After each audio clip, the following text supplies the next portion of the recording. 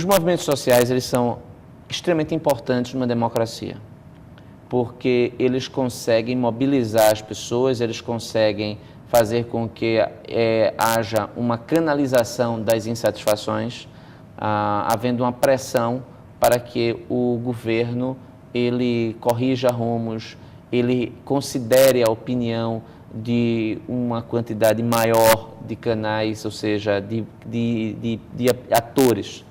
O grande problema é quando o governo se sente ameaçado, ou para não se sentir ameaçado dos movimentos sociais, ele começa a cooptar os movimentos sociais, e que é o contexto atual.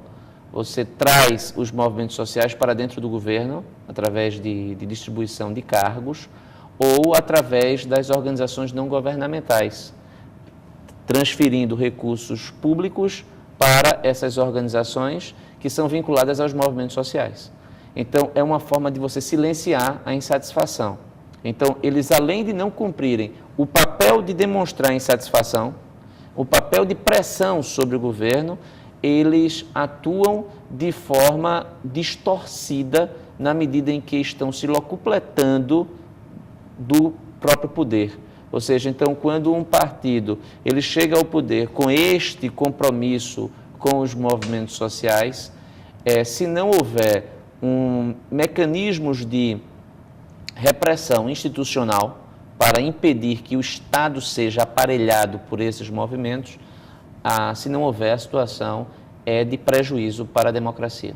Hoje existem esses aparelhos, esses instrumentos, como você diz, de repressão institucional a esses grandes movimentos como o MST, que é cada vez mais forte, cada vez mais barulhento em relação à política brasileira?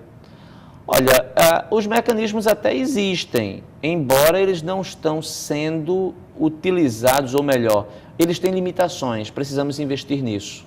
Por exemplo, está patente que o Ministério Público sozinho não consegue resolver a situação. O trabalho da Polícia Federal sozinho também não consegue. É preciso que haja a Polícia Federal ou as polícias estaduais, o Ministério Público, tanto federal como também o Ministério Público estadual, o Poder Judiciário, a agilidade no Poder Judiciário, e também é preciso que se dê força aos tribunais de contas, porque hoje os relatórios dos tribunais de contas, e especialmente o Tribunal de Contas da União, é de que o dinheiro que sai para as organizações não governamentais é um dinheiro que fica sem a devida auditoria. E aí você tem todo o ambiente propício para a corrupção, todo o ambiente propício para a improbidade. Se você observar o quadro partidário nacional, você vê um espectro bem representado da sociedade brasileira dentro desse quadro político, ou é preciso um encolhimento de partidos, reduzir o número de partidos, ou esse número é ideal para a democracia brasileira? Nós temos aproximadamente 30 partidos. É um número excessivo.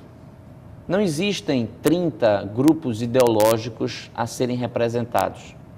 Ou seja, você tem, do ponto de vista do que é mais usual, você poderia ter um partido mais liberal, de uma ponta, partido mais socialista na outra, e partidos de centro, mais centro-radical, centro-esquerda, centro-direita.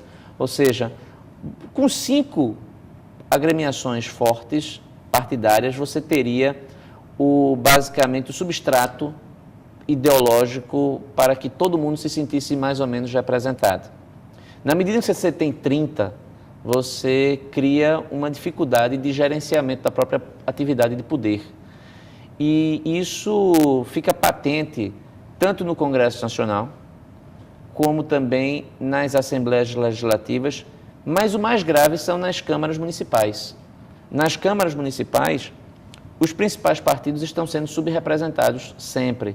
PMDB, PSDB, PT, Democratas, PMDB. Esses partidos, eles estão sempre subrepresentados. E tem partidos que têm representação na Câmara Municipal que não têm representação no Congresso Nacional, ou seja, muitos partidos que utilizam as ferramentas do sistema como veículo eleitoral, mas que não têm a devida dimensão do ponto de vista de compromisso com as ideias.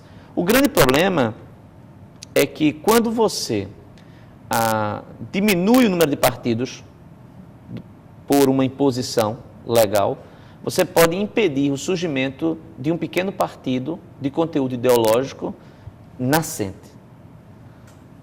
Por outro lado, se você facilita demais, você facilita a chegada de grupos ou de pessoas que se utilizam de uma máquina partidária para benefícios pessoais. Então, encontrar o equilíbrio é a grande missão de qualquer sistema que pretenda ser, ao mesmo tempo, governável e democrático. Na área federal, inclusive, já existem projetos tramitando no Congresso, mas que não vão para frente nem para trás, da chamada reforma política. Uma reforma política estabilizaria o número de partidos e poderia até estabilizar esse enfrentamento partidário constante. A reforma política ela já está na nossa agenda há muito tempo, não é? E ela não sai, talvez porque quanto mais você pretende fazer a reforma para o imediato, mais difícil é fechá-la, na medida em que aquelas pessoas que estão fazendo, que são responsáveis por fazê-la, podem ser as pessoas mais atingidas por ela. Então, a melhor alternativa é você fazer uma reforma política que seja gradual, que seja implementada em sequência. Já há um diagnóstico do que não funciona e deveria haver um acordo entre os grandes partidos para que houvesse uma implementação de uma reforma política ao longo prazo. Porque aí os interesses pontuais, imediatos, eles não contaminariam a reforma. Então é preciso também que ela seja um tanto quanto tímida